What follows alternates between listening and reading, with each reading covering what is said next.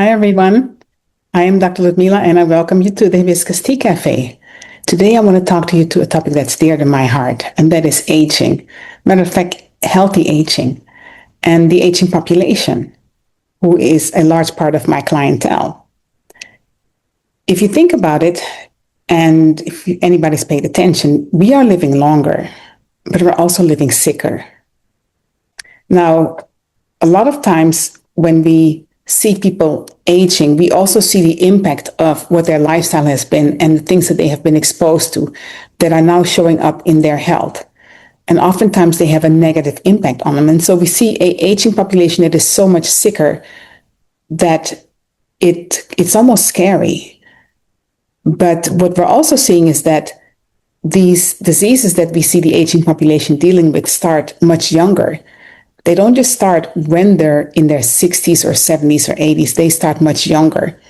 But what happens is that imagine somebody who's worked all their life, worked very hard, had an amazing career, and then all of a sudden they have to deal with a disease that they didn't expect. And so aging is no longer healthy. Aging is just sicker. And instead of living a vibrant lifestyle, enjoying life after working hard and enjoying a retirement, a nice pension that you've been building up, living with your spouse and traveling the world, you now have to go to dialysis every day or every week. And if it's not dialysis, maybe you have to go to the doctor so much that you can't enjoy yourself because you're constantly going to the doctor. And I have a lot of clients who do just that. They spend their entire life going to the doctors. And this is a lifestyle that they're living right now after they've worked so hard that they can't even enjoy themselves. I have clients who are on dialysis. I have clients who have kidney failure, clients who have all kinds of other chronic issues, clients who are dealing with cancer, and they can't enjoy themselves. I also have clients who are in serious mourning because they've lost their loved one, and they were so frustrated with watching their loved one suffer from disease they had no control over. And now that their loved one is gone, they're suffering from depression. They're not nourishing themselves well, and they don't have a lot of people caring for them because we're living in a time where everybody's so busy trying to make it work. Everybody's working, taking care of family. So the elderly are also becoming a neglected population. I hate to put it like that, but it's real. I see in my community, I live in a 55 plus community, and where I live, there are a lot of people younger in my age range, 50s and 60s, but there are also people who are much older in their 80s and 90s, living with chronic disease, and they've been living like that for years. And you know what's even sadder? A lot of them are on so many medications, and it's been normalized. It's been normalized that when you're aging, something is going to happen, and it's just going to be age, and you're just going to have to deal with it. And then they're also dealing with a healthcare system that has a standard of care that requires them to prescribe certain things and then prescribe other things. And regardless of all the side effects, oftentimes I see in my client group that there's so many prescriptions that cause more side effects than you could ever imagine, that contribute not only do they have disease, but it contributes to even worse outcomes instead of making them better. And it just reminds me of why I am so happy that I have chosen public health instead of medicine. I went to medical school, and just as a side, for those of you who don't know, I did go to medical school, but I was suffering from seizures every month, and nobody could figure out what it was. And so while I was going in my going to my third year, and I had so many seizures. One time I woke up in the library and I'd had 11 seizures. And the dean told me, you cannot go on like this. And I was trying to push through. I wanted to make this work. I wanted to finish. I wanted to succeed. I wanted to become a pediatrician because I love taking care of babies. And so I had to drop out of school, and I was so devastated, but I was also so sick. I had to take care of myself. And so when I went back to school, I decided to go into public health instead. And so I received my doctorate in public health. And then after that, I began to work in health policy. I did a lot of work in program development. So I had a really nice career looking at populations, looking at population health, looking at what's happening in our world today, and also looking at community-based organizations who were trying to advocate at the local level and at the state level and at the federal level for benefits for people who had chronic illness and who were not able to have access to care. And then something happened. I was living in Abu Dhabi actually at the time. My husband and I lived in Abu Dhabi for 7 years. And I was called by my sister. She told me that my father, who was 77 at the time, he was ill.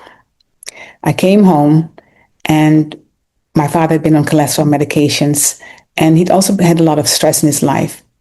My father was not overweight, but he had the stress of life, trying to make it. And he also had the stress of being on medications when he really didn't want to be on medications. My dad used to walk 5 miles a day. So all these things impacted his life and it impacted his health in ways that we could have never imagined. And it's amazing how we take for granted how stress can impact our health and our healing. And so we took care of Dad for 7 months. And after 7 months, my hero died. My dad was my hero. I didn't have a good relationship with my mom, but my dad was truly my hero. We had such a great relationship. My dad was a fun man. He loved to laugh. He loved to dance. He just loved life. And after 7 months, my dad passed away. And that was truly devastating because I felt that my dad, after working so hard, didn't really have a chance to enjoy life. Now, some of you may say, well, he did have a chance because my dad retired before at the age of 55. So yeah, he did have time to enjoy his life. And that's true. But for me, from my experience, I felt that my dad deserved more than that because my dad took care of a family of 6. We are immigrants. We have lived in several countries. I watched my dad work very hard to make it work. And yet at 77, which to me is very young, maybe to some of you it is very old, but to me it's very young. That was a young age to die. And my father was not that sick. That was the thing that was so painful. The doctor said he had high cholesterol. But what I realized later on is that that's all you need is cholesterol and stress. It doesn't take that much. So when I lost my dad, I began looking at medicine in a different way. I began to look at what's going on when people age. What happens when you age and people just pile up medication after medication? Because it started with the cholesterol medication, but then other things happened. And so then the doctors tried and tried and tried. And in the end, there was nothing that worked.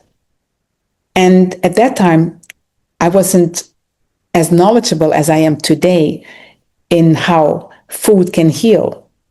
But what I did know was that the food in the hospitals was not good for my father.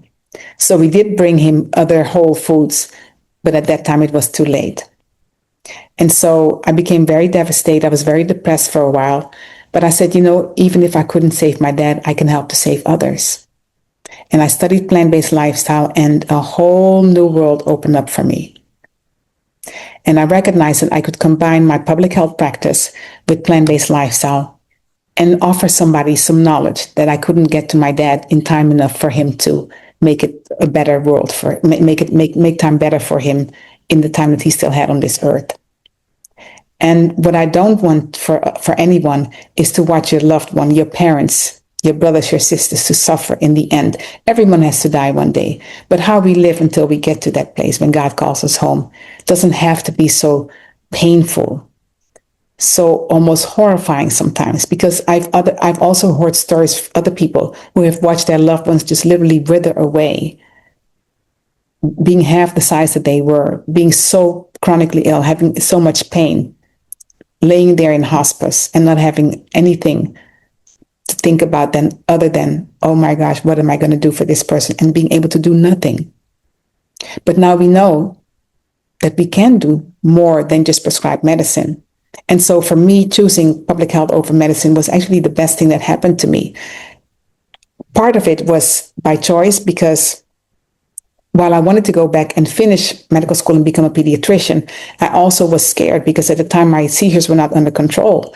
And so I was afraid that being in the hospital, I would keep having seizures and possibly hurt babies. So I didn't go through with that. So I went and studied public health instead. I went to study behavioral health. And that really helped me to get to where I am today, which is to study how we can change our lifestyle by changing our behavior, so that when we age and when we get older and when we have worked so hard to then try to live a vibrant lifestyle after we're done working, that we can actually do that, but we have to make some changes. And because the standard American diet is so full of processed foods, and the processed foods are so full of toxins, things you can't even pronounce, things we've never heard of. We have to think about, how can we age healthy in this day and age? How in 2026 can we make those differences? But how do we do that? By changing our lifestyle and not feel like it's so overwhelming because we're now older and the thought is, well, this comes with age, just accepting the condition. You don't have to accept conditions other than the health condition. Being healthy is what you have to accept. Being sick is not something you need to accept. There should be no doctor who should tell you that, well, this is just part of age. This is just part of what happens. And then keep piling medicine after medicine after medicine. And I will say this, medicine has its place, but medicine is not the only thing. I have seen that. I've seen it with my clients, that putting whole food into their lifestyle, changing how they eat, changing how they treat their bodies, changing how they deal with stress, changing how they deal with their physique, taking more serious physical activity instead of being sedentary or just eating anything and everything because, oh, I'm too old anyway, I don't need to change. You can change. It's never too late to change. And even though you may be told by the doctor that you're going to be on certain medications for life, I can tell you from experience that that's not true. That's not true. You have to try something more than just taking one person's word and do something yourself. You have to be the captain of your own ship. I don't believe that doctors should tell you after just trying one thing that this is going to be it.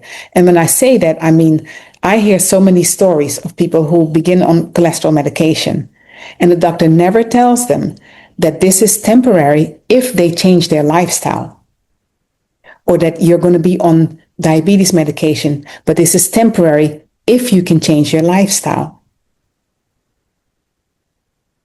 And I have a lot of respect for doctors, so I'm not against medicine. But what I don't have respect for is that we take hope away from people who deserve hope. People who don't know, who don't understand, who are relying on the healthcare profession to help them to get better. We, as practitioners, should try to do a little bit more. And I know that as a medical doctor, you may only have 15 minutes with your patient. As a public health practitioner, I spend more time with my clients because I know that they don't know all the time. And so it may take a little more effort. But what gives me joy, what gives me absolute joy, is when I see a client who still works with their doctor, but is able to go to their doctor and in only 2 weeks in our program can have their medication reduced. Or in only a matter of 3 months is able to stabilize their kidneys. Or in a matter of a month is able to bring their blood pressure down, lose some weight, and start exercising again. Or is able to come out of a stroke and still be sick and have issues with other complications, and yet within 2 weeks of our program be able to reduce their medication and go outside again instead of staying inside, and go for a walk, and then all of a sudden I see them in the gym. That just gives me joy. Or someone who tells me, I want to be in your program because I want to dance again. That gives me absolute joy. When I see people who are willing and able to say to themselves, I deserve better, who understand that aging in sickness is not my trajectory. Aging in health is what I deserve. And so I'm grateful for having had the experience in medical school, and having had the experience in public health, and having had the experience in health policy, working on Capitol Hill, writing legislation. But what brings me the most joy is the experience that I have now to help change people's lives by coaching them and teaching them the tools so that they can help themselves. so that they can see that I don't have to take the first word that comes and says, there's no hope for me. I always tell my clients, after one time, that's not enough. You deserve more. You deserve to try more and more, and you deserve to try harder. And if someone else doesn't want to try harder for you, then you try harder, because ultimately, this is yours. This is yours, and you deserve more.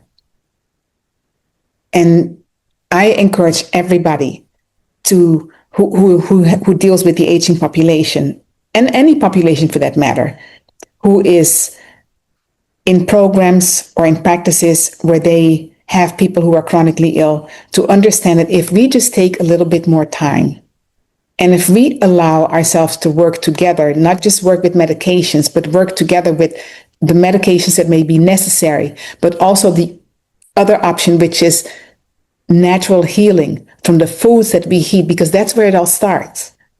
The foods that we eat is where everything starts. What we put in our mouth, the inflammation that starts in our gut, is what causes all the other complications. Everything starts with inflammation. So if we can come together as healthcare practitioners and say, we can, maybe I cannot help this patient, but somebody else can. Let me support that. And the reason I'm saying that is because oftentimes I hear from my clients, my doctor doesn't care about what I'm doing. And then I ask him, what do you mean? Well, my doctor is giving me medications, but when I asked him, could we see a nutritionist? He said, that's not going to help. How do you know? Just because in medical school we may not have received more than 3 hours of nutrition, that doesn't mean that it doesn't work. So if a patient comes to you and says, I want to try nutrition, as healthcare practitioners, we should not knock that. Because there is way too much research right now. There is a ton of evidence. There are practitioners right now who are practicing whole food lifestyle, who are practicing lifestyle medicine with their clients and having amazing results. The evidence is there. This is not just theoretical. The evidence is here in practice. So we know that it's possible. And I just have to call I just have to call the name of my friend, Dr. Baxter Montgomery, who was an amazing pioneer in whole food, plant-based lifestyle, who was an amazing cardiologist, who helped people to get out of hospice. Dr. Brooke Goldner, who I follow all the time, and she was one of the instructors when I was studying plant-based lifestyle. Just an amazing pioneer in hypernourishing. And again, I'm not against medicine. I'm not against medication. What I am against is that we don't try harder and that we just keep piling up the medication one after the other. And then also in too many, in more than enough times, tell our patient, this is what you're going to do for the rest of your life. I had a client who was on medication for menopause, and the doctor told her, this is what you're going to have to take for the rest of your life. And one time, the doctor wasn't there, and so she had to get her prescription filled, but couldn't get it filled. And she felt so bad that she thought, well, if I have to feel this way just from missing my prescription a couple of days, I'm not going to do this. And so she talked to her doctor and didn't do it, but instead changed her diet. Amazing results. Changed the trajectory of her lifestyle, the quality of her life. It's amazing. And so that's what I just had that on my heart, because today I had a client who asked me to help him to dance again. And I will do that because I am confident, I have seen this, that our program works. So if you're interested in what we do, we have a whole food nourishing program where we use food, nothing but food, whole food, raw food, hyper-nourishing you, and get amazing results. So check it out, go to our website and see what we offer and give us a call. We do free discovery calls. So we'd love to hear from you. And if you have someone who is desperate to get healthier and is sick on multiple medications. The doctor has said you're going to be like this for the rest of your life. But deep in their heart, they know that they want something more and that they deserve more. Tell them to come to us. Thank you for listening. I hope this was meaningful to you, and share this video so that others can hear the message as well. We do not need to age sick. We can age healthier if only we know the power of our food, the power of our lifestyle, the power of our behavior. We can do this, and we're here to help you. On that note, we will see you next time. Have a great day, and thank you.